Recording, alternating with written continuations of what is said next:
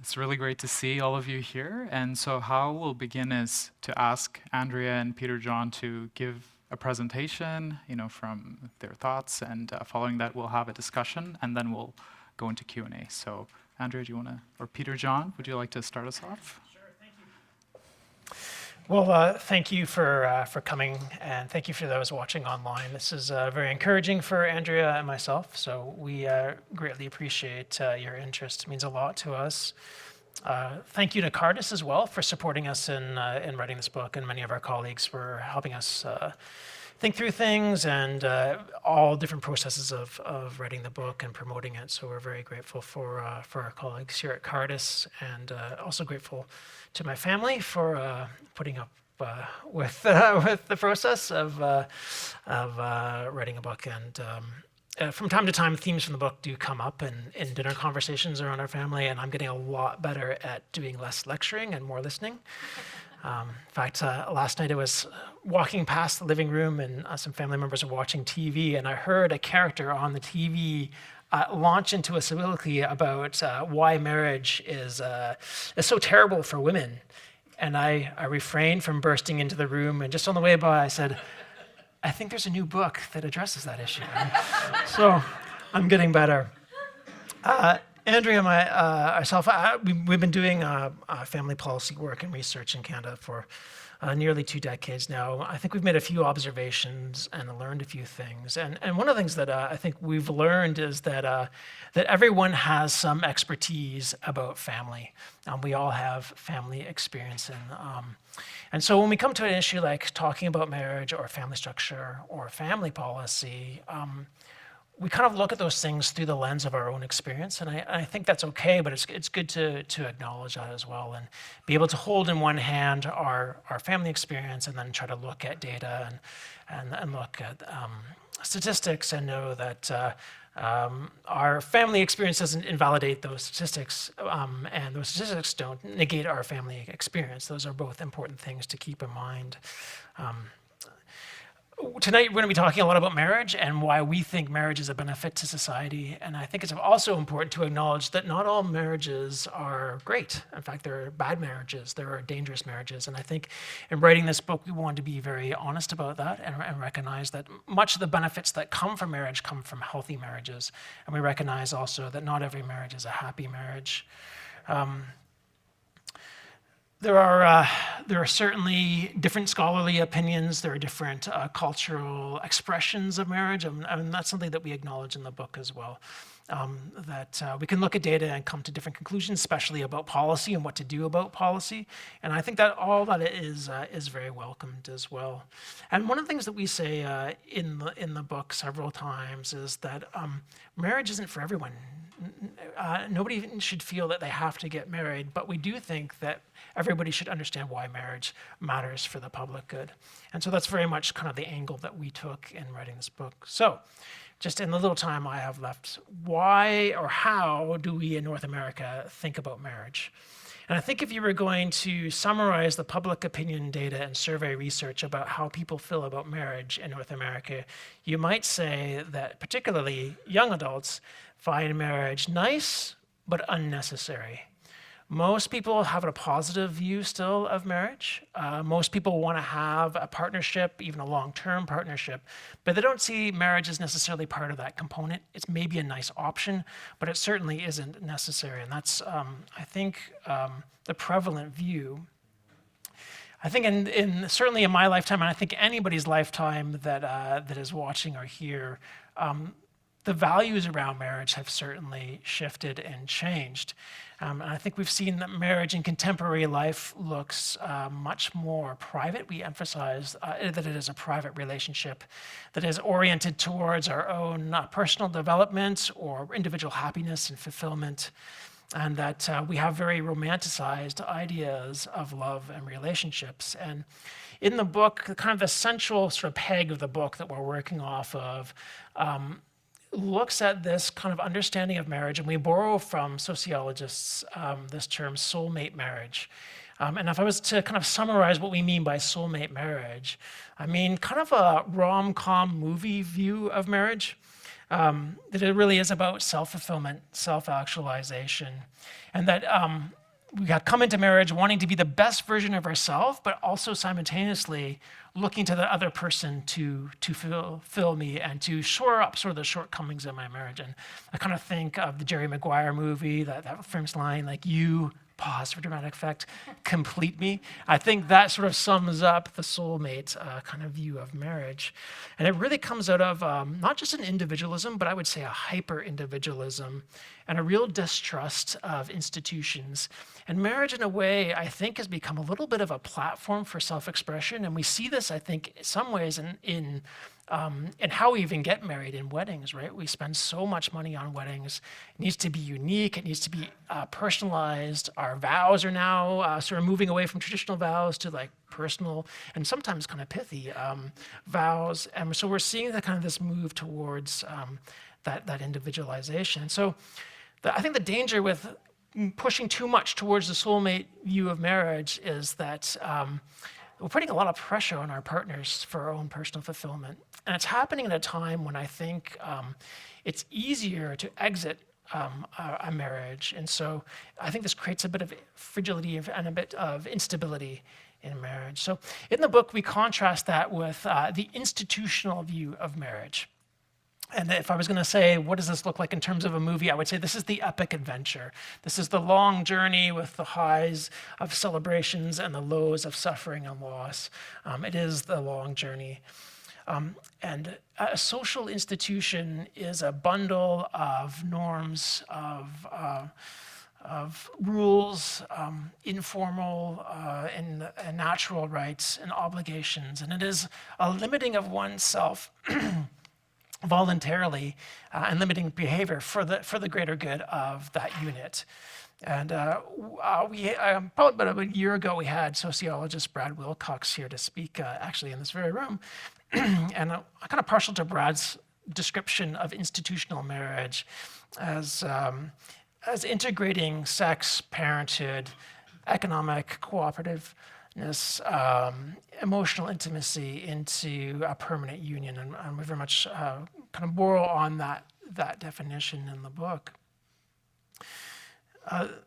A social institution is really designed to mitigate a problem that an individual can't solve themselves, but it does require public buy-in. And I think for marriage, it does require some sort of buy-in to certain norms that make it work in society.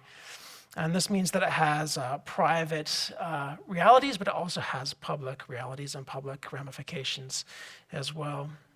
So in the book, we have this comparative of the soulmate marriage and the institutional marriage. And as we were talking about it and kind of writing this book, we were reflecting back on Chesterton's fence, this idea that if you're walking along in the woods and you come across a gate or you come across a fence, before you kick it down, Chesterton says, I want you to think about why was it there in the first place? And I think with marriage, it's become routine or rote, but I think we've lost a little bit of the logic of marriage and why it is why we have it still in society. Why do we have this ancient institution? Why is it still relevant for today? And that's the question that we're inviting readers to kind of tackle. And that's I think the crux of the question that we're going to try to tackle tonight as well. Yeah. Thanks, Peter John.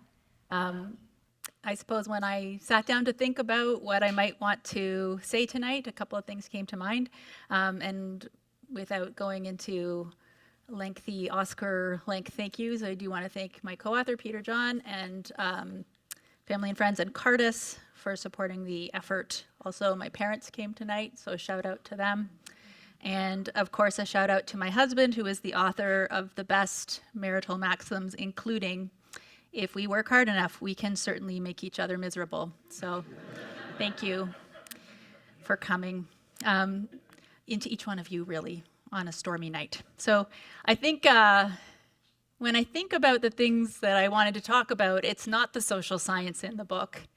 It's not actually to recount all the benefits and categories for men, for women, for children, because that's written up. And I think it's important to have that on hand. I hope you keep our book by your bedside, just to reference it time and again. But I more wanted to talk about the spirit with which we wrote the book. And I think when you're a Christian in public life, there's a particular risk that you write a book about marriage and it is de facto judgmental to a large segment of population. So that's something that I want to set straight with my time tonight, which is to say that we did not write the book to create categories of married versus single, or good marriage versus bad marriage, or married versus divorced. It's really a book that puts us all on the same page of the culture that we're living in, and it identifies that we are steeped in our culture, and oftentimes we haven't chosen it. We don't really know why we do what we do. So I'm personally heartened by other authors also tackling these great questions. We have a lot of recent literature sort of suggesting that perhaps the way in which we address and do relationship today is not working top-notch. You have Christine Emba. She wrote a book called Rethinking Sex, A Provocation. That's in the United States. And you have Louise Perry in the UK, who's an amazing author, and she wrote about the problems with the sexual revolution. So those are books I really appreciate. And what we've done, I think, is add Canadian voices to that choir to talk about similar problems in relationship, dating, courting. That word doesn't even exist anymore, neither does dating. But we're putting the emphasis on marriage as a choice on the dashboard that needs to be before us and before our young people, because we need to do better than we're currently doing in the realm of relationships and dating. So many reasons for that, really. Like, we have rising, these are the consensus problems we see before us: rising social isolation, rising loneliness, rising poverty, social poverty. Those are things that are recognized. But if you are a person in the public square to say that family structure has a bearing on those issues, you will not find yourself in good company. I've tried. So to me, to not see marriage and relationships as foundationally relevant to the discussions of our day, it just really bothers me. And most times when something really bothers me, I write an article about it. So I guess this one really bothered me a lot because, you know, a book came out. We know, for example, that poverty increases after divorce, and then you go to an income inequality session on the Hill and nobody will talk about family or divorce. So it's kind of a little bit either of a blind spot or a misplaced compassion that we don't want to hurt people, because often these choices aren't our own. But we really want to compassionately put a spotlight on the things that we think are important. So if your only takeaway from tonight is one thing, I think I'd appreciate it if you understood that marriage has a bearing on our shared lives, on the state of our culture, and even our economy, and it's an important issue that we could stand to bring up appropriately. So we do discuss why we think it's an important factor in the book. We talk about the forces pushing and pulling at marriage. And I wanted to keep things snappy tonight, so I created a top 5 forces pushing and pulling at marriage for everybody.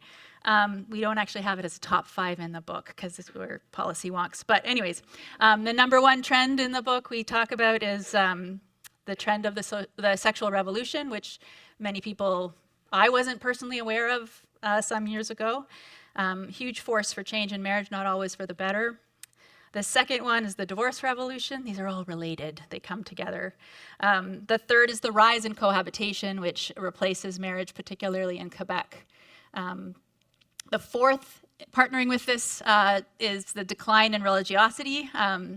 It's, you know, marriage as an institution is supported by other institutions, so when the other institutions decline, then it's no great surprise that marriage also changes. And then the final one is like a sleeper issue, but I actually think it's pretty important, and that's delayed marriage. So delayed marriage can be marriage denied. It can change your fertility patterns. It can change if you have like 2 decades of dating under your belt or serial monogamy. It can change your trajectory in life. So we are getting married later and later. So all these factors are mentioned in the book. It's a concise, and we like to think winsome, summary of all of these issues. At the length of the book, you're not going to go deep into any one, but there's so many sources in there that we hope it will lead. Our book might lead you to review the other books that dive deep into the point of particular interest for you. I mean, generally, I just think that we have slid into particular family norms today. We don't know how we got here. We don't particularly like it when we think about relationships often. We are unhappy and sad in our divorce, and yet we get a spate of highly promoted divorce memoirs that declare that, people's true selves are found through divorce. Essentially, we want to be telling the other story, which is very prevalent and very pervasive and also deserves to be told. If you found yourself through your divorce, great, I'm happy for you. But a lot of people are also suffering and struggling in their divorce, and that would be our baseline understanding of divorce, that it is a sadness. So yeah, I think that's where I'll leave it. I think Brian Dykema already said that we care about thriving communities at Cardus, and it is no great surprise that I think the family is at the heart of thriving communities and marriage is at the heart of families. So I think that's where I'll leave it for my comments to get us started. Great.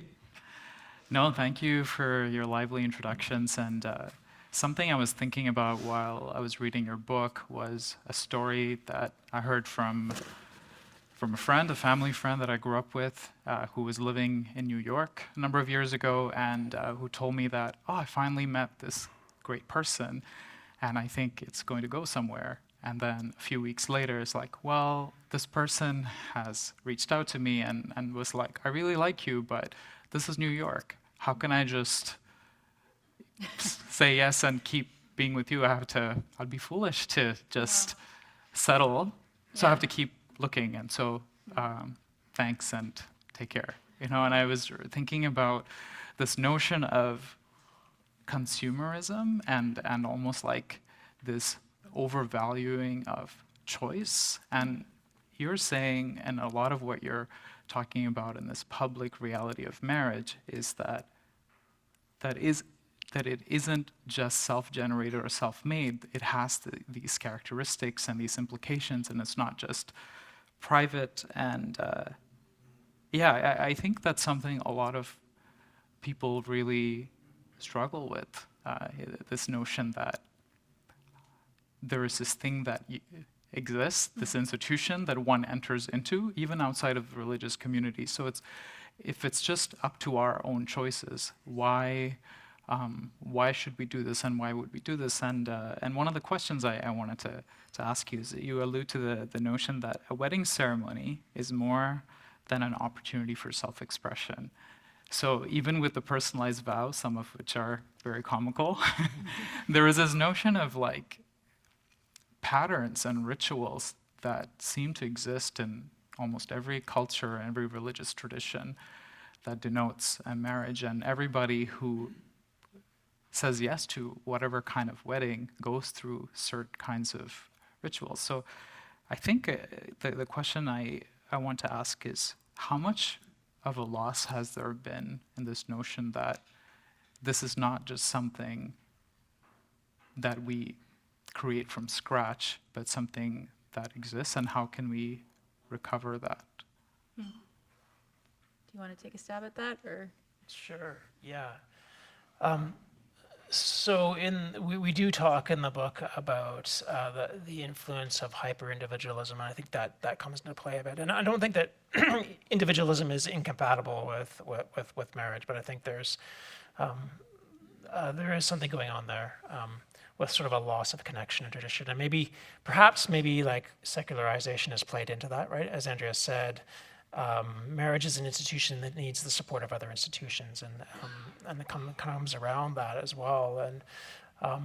And so with that loss of that, I think we also lose the sense of that marriage needs to be modeled. And I think like if we're not seeing it being modeled, and even in the way that we enter marriage, then again I think we kind of lose that notion as well. And it's funny, like nobody has, well, I shouldn't say nobody, but there are a few maybe organizations that have more vested interests in young people getting married than diamond companies. And it's interesting to look at even diamond advertisements sort of throughout sort of the history. So we actually reference one in the book, and it really just focuses on like, the key line is like, I know a diamond says we're getting married, but this tells me like why, and it's all about the removing out of society and kind of like for me, it's really about our relationship is about our private relationship. He uses the word private like 3 times in this advert. It's a print advert, and it talks about like sort of moving away and like just me and my future husband in a park somewhere, and just our own thing is very, very our own. So there definitely is that kind of even in that advertising, they're kind of catching on to this idea that it is very private, and we're sort of moving away from traditions or from norms or from institutions, right? And this ad was like from the 1970s. It actually appeared in 17 magazine, which is something to behold as well. That are advertising diamond rings to 17-year-olds or girls who wish they were 17, right? But even now, I think even in, I was looking at a modern, more like contemporary diamond commercial, and it was like, well, maybe we'll get married, maybe we won't ever get married, but like our love is real, and sort of these notions of just kind of completely separate from any tradition, from any sort of norms or whatever, and independence. And so I think the challenge is that when you start losing those sort of touch points, I don't like, how do you recapture them, right? How do you, it's the American commentator, Jonah Goldberg, says you can't make new old institutions, right? And you kind of have to revive the old ones, in his opinion. And so I think that definitely is a challenge. But maybe Andrea has more to say. Yeah, I know that Lyman Stone is a demographer and a social commentator, and he wrote a reflection about the book at the end, and he comments on how sometimes the personalization of the wedding can lead people into like extremely traditional forms of marriage. So he and his wife had some, I mean, it's written there, I can't recount it offhand, but really, really traditional vows that they went, back to, if you want to put it that way. But I think the key aspect of institutional marriage that's been lost, that needs to be refound, is a better sense of balance on the longevity of marriage, that marriage does last forever. And that's been, I think, lost. And it's lost to all of us. So it's a deliberate choice if you are actually saying you're going to stay married to somebody for all of your lives. That's not, I don't think, practically speaking, how marriage is experienced or entered into. A lot of people just anecdotally enter into marriage with the comfort knowing that they can get out, and that can be a source of comfort entering into making a big life step. But I mean, no fault divorce has taken the rug out on that, and it's going to be difficult to return, and we're certainly not the people in the book who advocate for no divorce, but the balance, the shift has been so complete, I think, that people aren't practicing that. I think it's one of the cornerstones of a institutional view of marriage. Yeah, I think Lyman Stone in the book also kind of says that it might be individualism that might help us to return to it, because it's a big statement of individualism to affirm something traditional, which is Right. almost interesting. You're almost making like a countercultural statement when you do it. So something you touched on actually reminds me of something I heard my mother-in-law here, and I remember when we were preparing to get married, there was this refrain that like, don't stress out too much about the wedding itself, because a wedding is a day and a marriage is a lifetime, right? And so in that sense, like, there is this notion of like, yes, this is a public institution, but and I really liked what you said, Andrea, about getting into the spirit of how this book was written, in that you're not kind of touting this static product. It's a living relationship that changes and evolves over time as people experience life together and they build a life together. I think one of the thing that maybe scares people is that dynamic. And there's this other question of like, well, why isn't fidelity kind of limiting in this evolution? Shouldn't it be kind of almost like going back to this consumeristic mindset? If in 5 years things change and we come to a different conclusion, like, what's wrong with that? And it's funny because I have a friend who checked in with me because I was nearing my 5-year wedding anniversary, and he said, this is the time when people break up. Are you doing okay? And I was almost like stunned. I was like, am I in trouble? Should I check in? But he was being kind of, sincere and wanting to make sure that, like, oh, this is normal. Like, don't worry, almost like reassuring. And I thought, oh, okay. I wasn't even thinking about that at all as like an expiry date. But so this notion of like, well, like there is this lifelong fidelity, like you were saying, is, I think it's scary for people, and people want an out clause ahead of time. They're like, this is good for now, but let's see where this is going, almost like a job. So are there, like, how would you, including data, but also like in the spirit of how this book was written, what are the reasons for fidelity and lifelong fidelity? So a couple of thoughts come to my mind as I heard you speak, and what we, if it matters, measure it is another think tank's motto. But we do have a statistical agency in this country measuring aspects of family life, and so periodically they come up with surveys on how many marriages are split domiciles. So you've married people living in separate houses deliberately. Then you also have a fair bit of research on split bank accounts. So that's something that has been tracked by sociologists. So there's like a lot of aspects of marriage beyond the marital bed that are not being shared these days. And then what I find interesting, like to check in at 5 years is probably friendly. It's a good sign of a good friend, right? But then you have like we're always trying to open things up more, as if that's the problem in our culture today, right? So I think it was Mexico City that proposed your marriage was by default going to be 2 years. Every 2 years you'd go and renew it. I mean, like, we all need more paperwork in our lives, right? But it's kind of interesting to see that kind of thing. Over 18 years doing this work, you see these trends pop up again and again, right? Like short-term marriage, not living together marriage, no sharing of financial resources marriage. And I just think all told, it speaks to a weakening, and also, to me personally, just doesn't reflect where the culture that we live in today is at. So I sort of trace the sexual revolution and its modern manifestation back to 1960 and the approval of the birth control pill by the FDA. But I wasn't alive in the 60s. I'm a 1970s baby. I think the key issue for that generation and younger is a total lack of commitment or stability as a norm.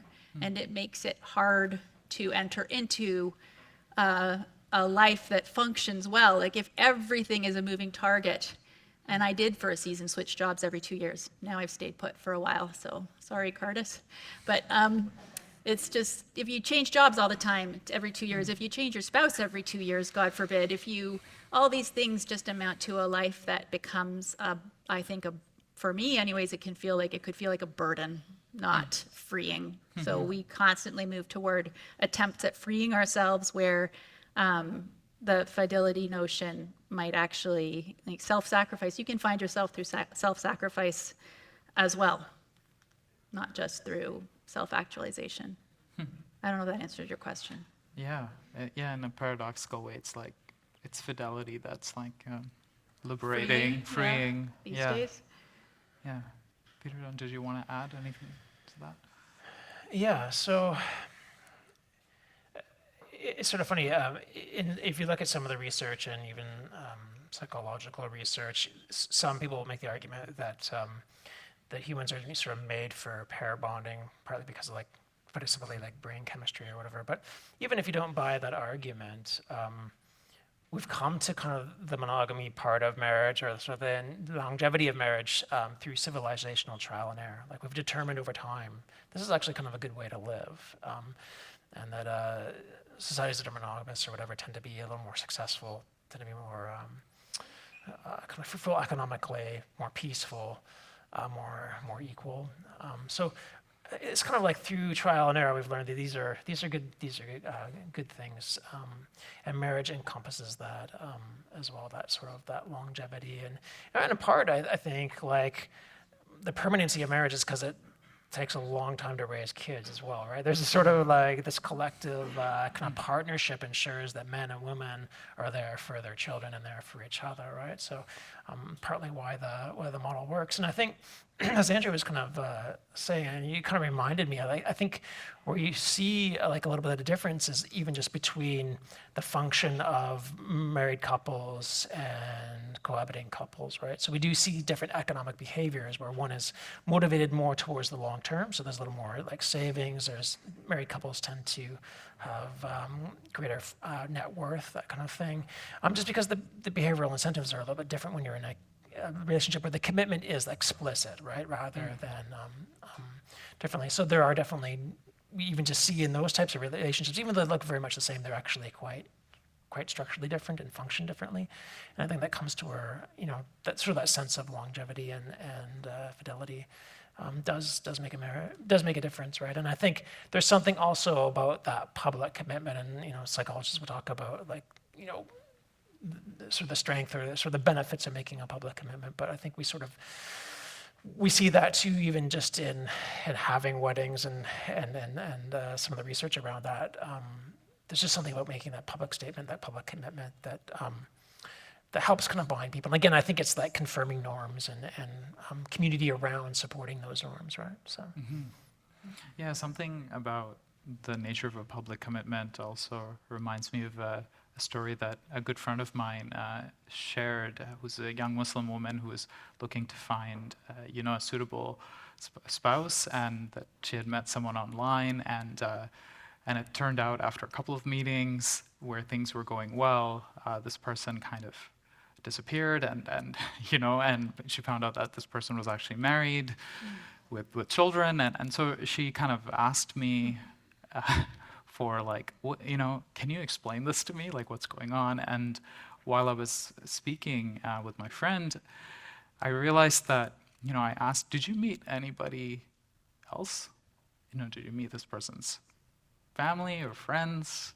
No, it was always just one-on-one. And that was so interesting and revealing where like the public nature, even of meeting or courting or dating, where, oh, I met a few other people or somebody vouched for this person, like, that's flattened, and it seems like one-on-one connection. And so that's really interesting, where even if that is the point of departure, it needs to be bolstered by something more public, right? And so that makes sense to me. And the thing that also struck me about your top 5, Andrea, is this delayed marriage, which as a phenomenon, and I think it goes into the question of love and marriage requires risk, right? And so you talk about the capstone versus cornerstone, where cornerstone is like, we'll build this together, we'll figure things out together, whereas I need to have everything figured out, and then this is at the end. So I know that you use the phrase, which I really love, by Scott Stanley. I heard it as well in my 20s, which is sliding versus deciding. This notion that being intentional makes a difference. If not, you are deciding by being passive in, cohabiting and thinking that it's, a good preparation for marriage. I think there's a striking line that you said, cohabitation is actually probably a preparation for divorce in many ways. And so statistically, so could you talk a little bit more about delayed marriage being afraid to take risks? Oh, I think for me anyways, it's just that the era of taking marriage and family for granted is behind us.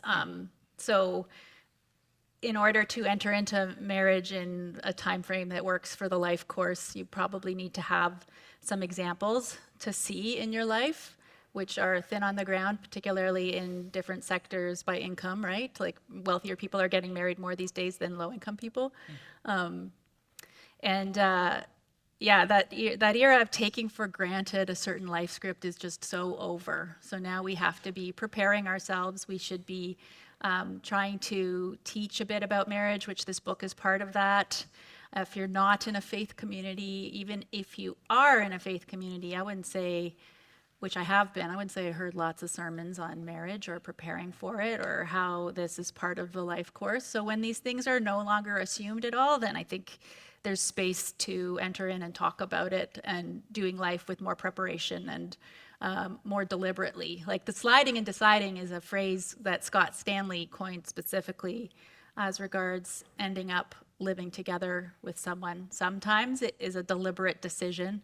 Other times it's because you spend so much time together and then toothbrush gets left there and then suddenly you're living together and you don't even know how you arrived there. That's cohabitation is supposed to be like that. It's not a marriage commitment, so it shouldn't be equated as the same thing. But yeah, that era of taking things for granted in our life and our family lives is sort of is done. I think we need to be teaching about it, if that is through family or schools or churches or synagogues. I don't know. All of the above, maybe. Yeah, I think there's also this sort of maybe sort of cultural, like extended adolescence, or it's just taking longer to hit what we might consider traditional markers of adulthood, and certainly not hitting them in particular orders. And that's part of it is we're spending longer in school to get better education, to try to become financially stable. And you were saying that cornerstone versus capstone model, right? Where maybe my parents' generation, you kind of got married, found work, kind of built your life together. Now it's much more, you need to get financially stable. There's a sort of sense you have to be sort of prepared yourself and the best version of yourself before you enter marriage. Actually, another Diamond commercial that just came out this fall, that the whole theme of the commercial was I just like trying to make myself better and be the best person. So when that time finally comes, I'll be kind of ready. So it's a very different model. The problem is, part of the problem with that model, one of the challenges with that model is that if you don't feel that you can hit those markers, if financial stability, if some of those markers of success are out of reach for you, then marriage is out of reach as well. And when we look at the decline of marriage over the last number of decades, it's falling across all income and education levels, but particularly fast among people with lower levels of educational attainment and lower income. And so some of the benefits that we ascribe to marriage that people are able to enjoy, and some of the social capital benefits, are out of reach for some people. And we're seeing this gap, this marriage gap happening. And that's particularly concerning with this kind of capstone versus foundational model of marriage. It has real implications, I think, for family life. Yeah, and it's like marriage becomes almost like a luxury good, and which is in some ways ironic because we don't have to get into this, but even the wedding industry, right? Like the idea of like preparing for this special day and the costs involved with it also seems to be like a block for people if you're struggling to hit some of those markers. It seems like why bother with the expense if it doesn't mean anything more than just a party of sorts, and so. Yeah, I sorry. I was going to say that even just shows out of Canadian data. We have data that shows that we did a study a couple of years ago for Love or Money, and we looked at various couples in different states. And so we looked at general social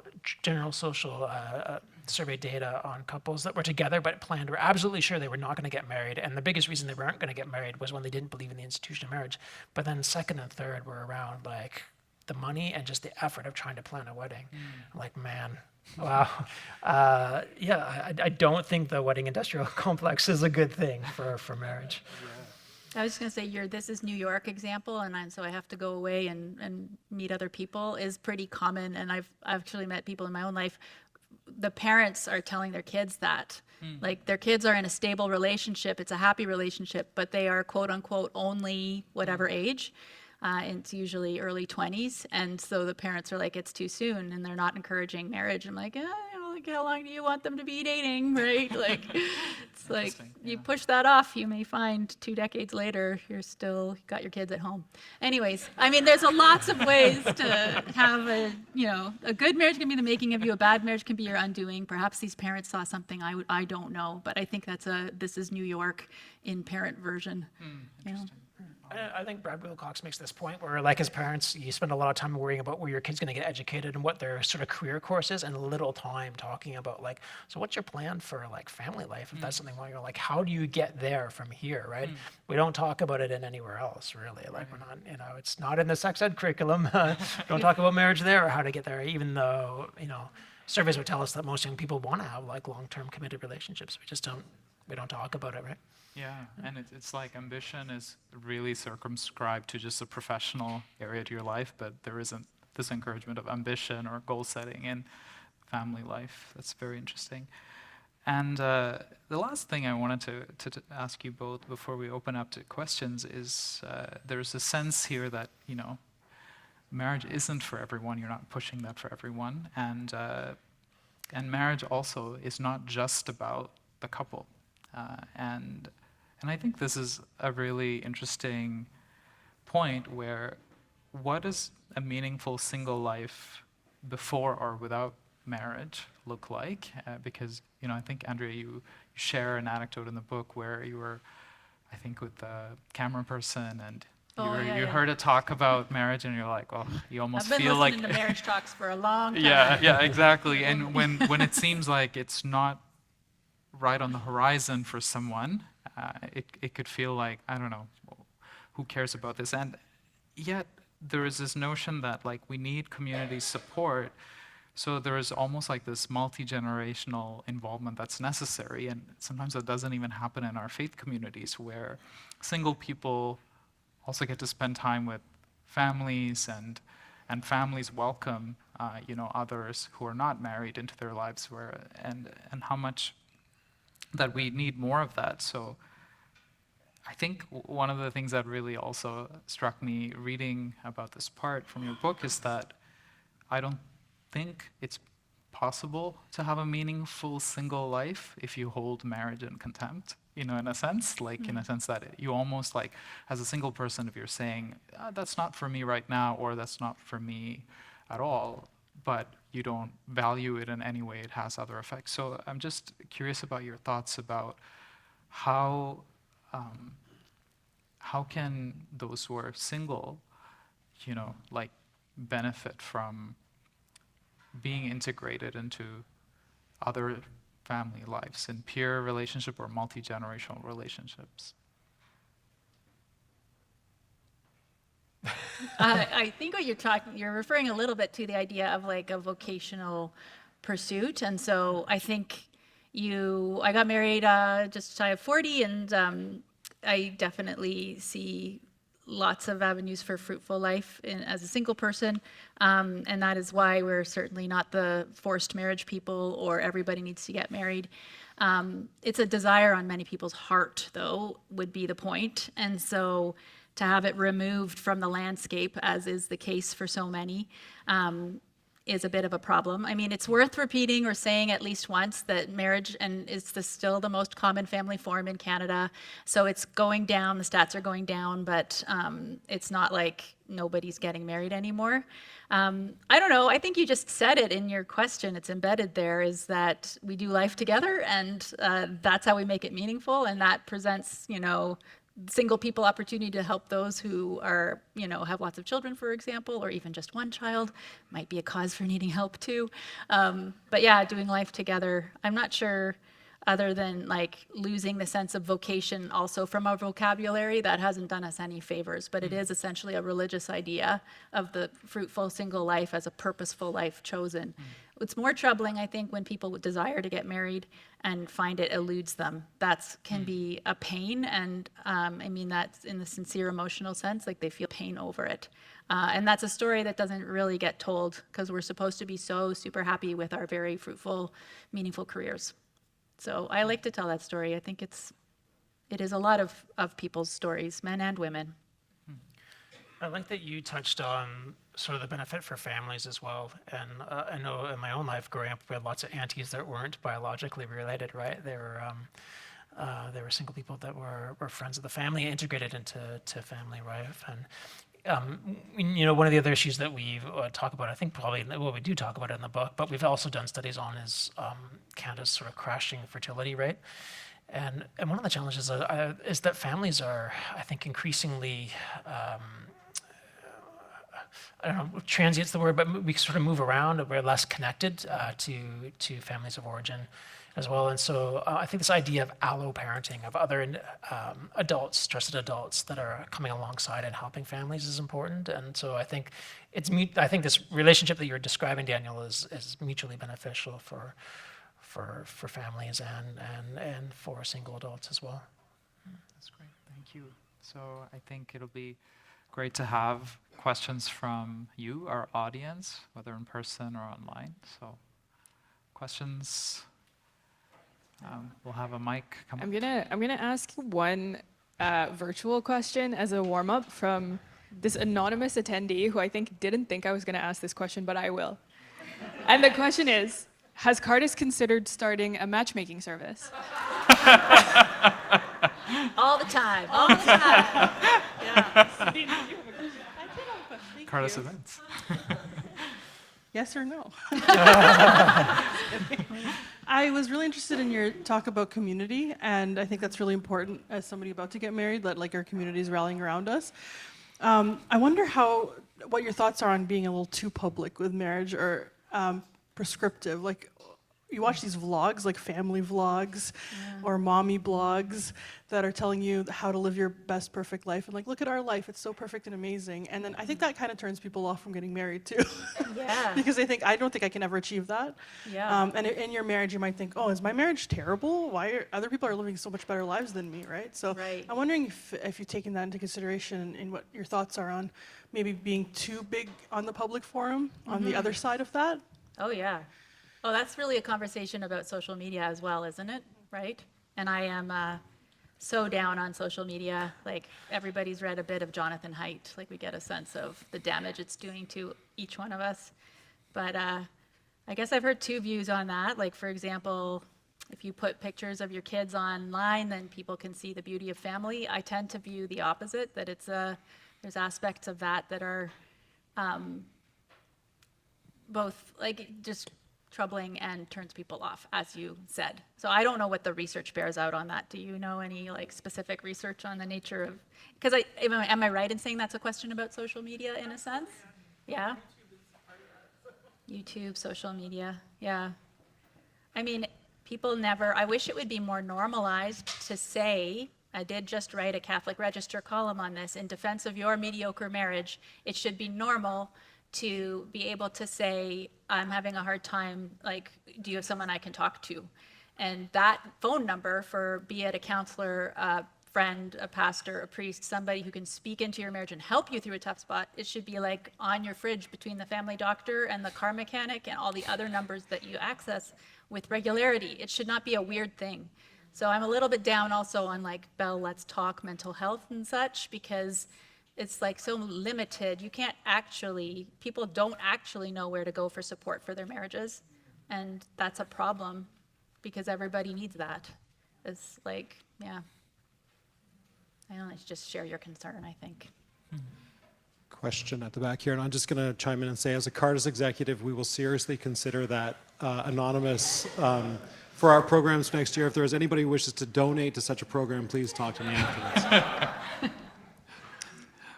All right, my question is, with marriage having been historically always tied to a religious institution, does the data perhaps show, or is there any way going into the future to restore marriage without that faith component? And so is there any data or any ideas you have regarding that?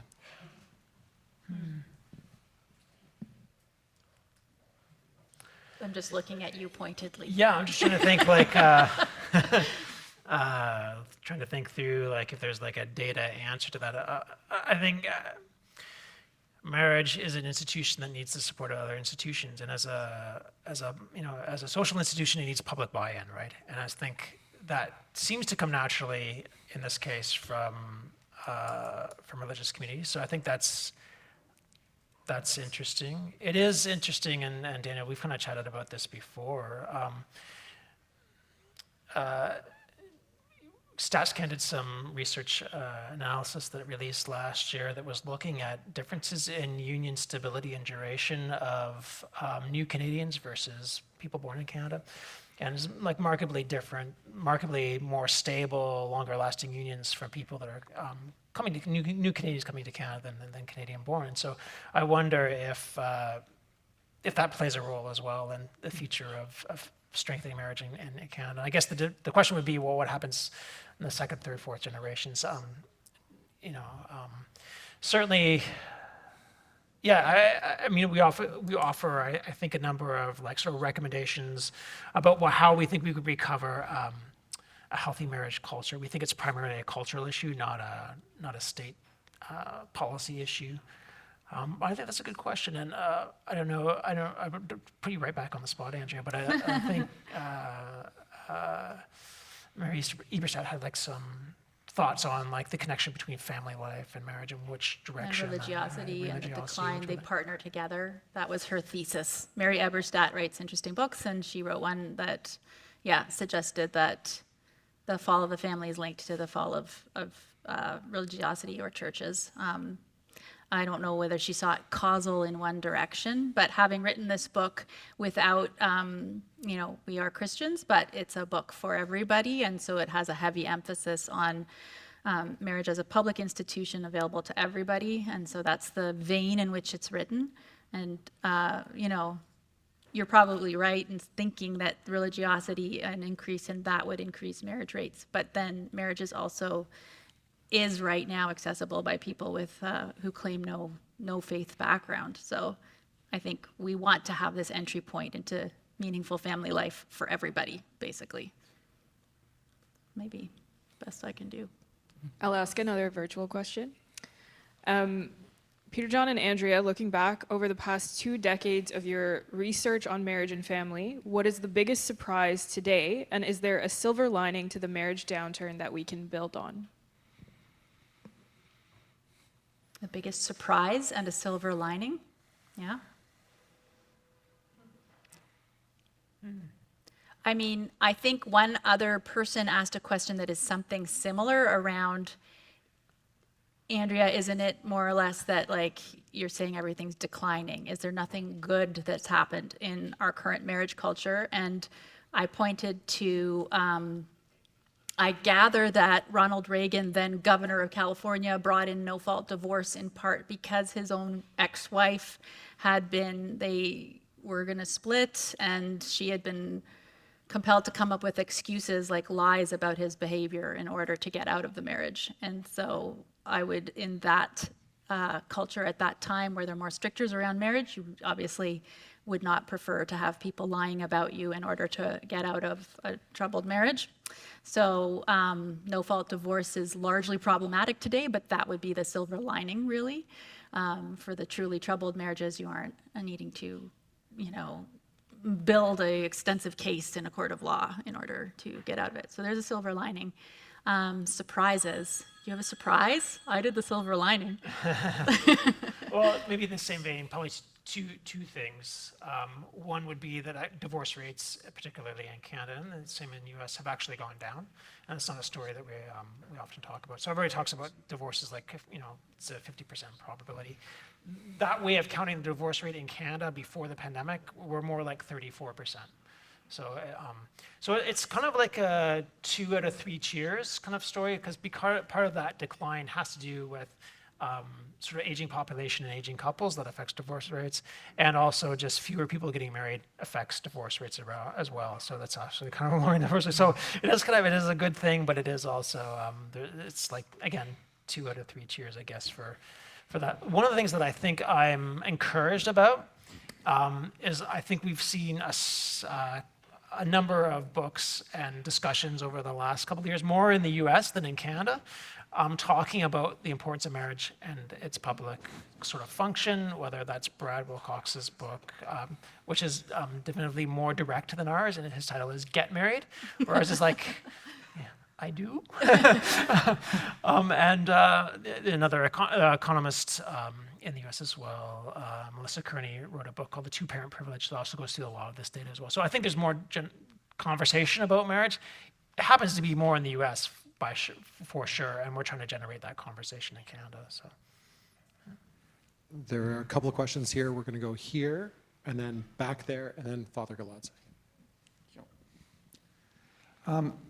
There was a big change in the social status of men versus women in the 60s. In the story about men were generic oppressors and women were generic victims and all of that. Do you think that change of social status has affected marriage? And if so, how?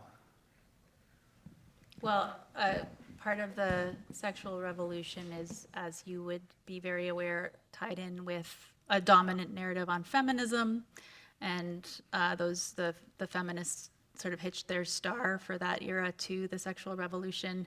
And I think that briefly, we touch in the book on a lot of the underpinnings of feminism as lying in Marxism. And Marxism foundationally, now we're getting down a long road, divides people, doesn't unite them. And Marxism can divide in many different ways, but it has served to divide men from women. And I think that is detrimental for obvious reasons to a marriage culture. So, I mean, I'm hopeful that that feminist narrative is shifting. There's some signs of that, but that's how I see it as playing in. Maybe related to that as well is there's, I think, growing concern rightly about how men and boys are faring. And we're certainly seeing that. Nick Eberstadt has done a lot of work in the United States on sort of prime age men who are not in the labor force and how that's grown. And that has grown as marriage has declined. And we see that has the issues for productivity and all kinds of issues. Some of his work shows that lower skilled men who are married tend to earn a bit more than men of similar skill that are unmarried. And there's sort of a connection to marriage there as well. But I think there's a lot of concern. And I think education among women has increased over time, and maybe the financial dependence of marriage is not as necessary as it once was. Survey results would still tell us that women want productive men. And if we see men kind of failing and flailing, the lack of marriageable men per se is kind of a real thing. It is kind of a concern. So how men are faring currently, I think, is something to be concerned about. And I think there are scholars in the U.S. Particularly that have, Richard Reeves has started a whole institute on boys and men failing, and Jonathan Haidt, I think, has touched on this as well, right? I think it is a real concern.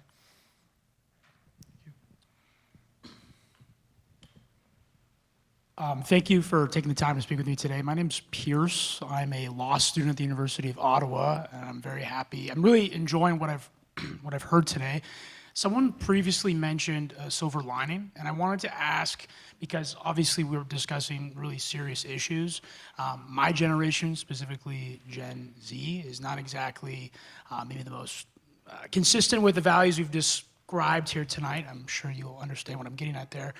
What I would like to know is I've noticed, and this is my own personal life as someone who grew up in an atheist family and converted to Christianity as a young adult, I found that there's a lot of other people I've noticed, specifically young men in the Gen Z category, who are essentially, and these are specifically men who are born in Canada and raised in non-religious households and are essentially going back to Christianity. And that is not something we've seen amongst millennial men, but what I am seeing significantly, I being an example of that, is someone who had no reason to go there, is specifically regarding the COVID-19 pandemic. You mentioned men's health, young men's productivity, and self-worth. I think another guest here talked about men's status. These are all complex social issues, and I don't expect the answers to everything. But I want to know, regarding the gentleman, whoever that was, who asked about a silver lining, is the future potentially brighter with my generation, or are we just as unfortunate as the past ones? Are you also doomed? You said the surprise of the books that have come out recently and a lot of traction for those books. I've cited Christine Amba, Louise Perry, Mary Harrington comes to mind, Brad Wilcox. So like a spate of literature recently, and I'm not suggesting that literature is going to change the world for Gen Z, but it is something of a hopeful sign, I think, that there would be publishers willing to put that out and people buying those books. I mean, we are forever hopeful on, like, we have all, I'm Christian too. That's the hope we have. We're hopeful people, but like data-wise, I'd love to see marriage rates start turning and shifting before we have like conclusive evidence of things actually changing for people. I think that some of the fruit of the sexual revolution has proven to be pretty bitter. And I think your generation below is like seeing that. In much the same way that the divorce revolution also produced some pretty a lot of woundedness as well. And people either kind of responded by saying, like, I'm never going to get married, or I'm going to actually make marriage work. I'm going to enter it with a different perspective. So I too am hopeful. Yeah. I wanted to thank you for your work, and my question relates to something that Andrea mentioned almost in passing, but I think is so important, and you can tell I haven't read the book because I'm going to ask you whether this comes up in the book in any way. You mentioned the whole question of self-sacrifice, and I'm wondering whether either in your book or maybe in your, post-book reflections, well, let's just keep it to the book. Does the book at all discuss resources in a secularized society for inspiring self-sacrifice in people? And whether, just maybe you have other thoughts about self-sacrifice and, within this whole question of, us living in an increasingly secularized society or in a secularized society and the resource that can provide for, people who are dealing with marriage issues. Yeah. I almost brought a different book to promote here tonight. It's called How to Stay Married, the Most Insane Love Story Ever Told. And you can get a preview or a lot of information about that book through Tara Henley's Lean Out podcast. She interviewed the author. But the reason why I'm bringing it up is because he does have the most insane love story ever told. He clearly had a really strong why as to why he wanted to stick with his marriage in spite of what he was enduring. His wife also probably had a why as to marriage being important. But he talks a lot about self-sacrifice as a path to self-fulfillment. And so in the modern conception of marriage as a romantic relationship, we often are starting with like a desire for independence or completion from the other person. It becomes hard to reverse that and find self-sacrifice. But you can move toward completion and self-actualization via self-sacrifice. So those are concepts that he plays around with in his book, which is a really, really riveting memoir read of a modern person. He's alive right now in New Orleans, and you can, find him online. But I just thought that, I thought that was a really interesting take on that concept. I do tend to think that we need more non-religious sources for people to tap into virtues.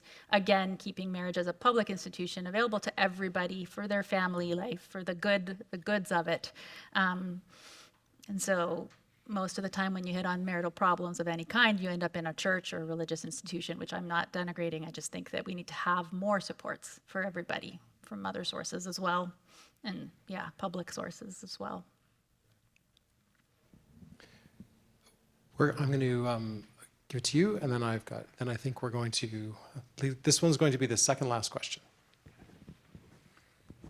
Hi, I wanted to briefly touch back on sort of the topic of feminism that came up and how it has affected marriage. It seems like kind of the feminist narrative on marriage is that women are better off without husbands and children. And then we also have sort of a newer emerging narrative in the manosphere, quote unquote, that is that men are better off without wives and children. But clearly we know that isn't necessarily the case. You shared a statistic earlier about men making, on average, like higher income in certain fields when they are married. And I've heard statistics like that too. So I was wondering if you could share sort of some tangible statistical evidence that marriage can actually improve not just like societal well-being, but individual well-being as well. Yes, that is chapter 2 of the book. We can definitely share that. Honestly, I think that chapter is just there. I find, to reference it, I've joked enough tonight about keeping it by your bedside, but you do need to have the facts at hand of benefits for particularly women, when a lot of mainstream feminism has denigrated marriage, called it slavery. A lot of that seeped in to the hearts and lives of both young women and young men to their detriment, right? So, you can phrase it this way, that marriage is the worst institution out there except for all the others. There's no way, there's nothing feminism offers to, feminists don't generally say you should never have a relationship with anybody. And oftentimes children are a result of those relationships, and they don't have a good way. They have nothing to offer for accommodating the vulnerability of becoming mothers and taking care of children over the long haul. So marriage does that really well, as it turns out, and it has the chapter 2 attributes that bring good things into our lives. So I think that's where I might leave that. I'm really interested in the feminist sort of conversation and the movement of feminism towards a more realistic or a reasonable position. So that's maybe something we can talk about after. Okay, I'm gonna ask you guys to finish with one thing that is going to double down on what you were just getting at, which is we talk about things like self-sacrifice and so on, and I think we often hear that, and particularly those of us who are religious or who have vows that say, I promise to submit or give my life up for you, etc., that come in our traditional vows. Is there a sense in which the Per Daniels thing that he said a little bit earlier, that if you're talking to a culture that is about self-actualization, do you start with words that may be interpreted as drudgery, or do you start with, or no, and I mean, I'm somebody who's married for 20 years and has been very happily married and gratefully married, but it hasn't been drudgery for me. It's been a delight, despite, being a total mess in some cases. So is there a sense in which the narrative around it, particularly for those who understand its sociological importance, and I will say the Canadian social scientists and policymakers don't talk about it. So how is there a hopeful narrative that goes out there that says, marriage is actually these things, and you may maybe self-sacrifice, but this is the way to some delightful way to live. And I'm just wondering if you can sort of end with that question about the narrative around this and how we talk about it, and then perhaps we'll finish there. I think a lot of people are envious of that drudgery, and that the current cultural climate is one in which we are tired of the freedoms. And so you can almost pitch drudgery that could become delightful or move in and out of it, and people would sign up just to have that source of stability in their lives and not be constantly unmoored or adrift or alone or unwatched and uncared for. And Tim Keller's written really eloquently about what it is to be married and to be known in all your faults and failures and loved just the same. So I think, I'm not the right one to ask because I'm not in marketing and comms of that kind. But again, the cultural moment has shifted, and the popular culture, Hollywood, movies, songs, has not really caught up and still riding this wave of perma-freedom, and I don't think that's ultimately what many young people are actually seeking. So that's my hopeful note. How'd I do?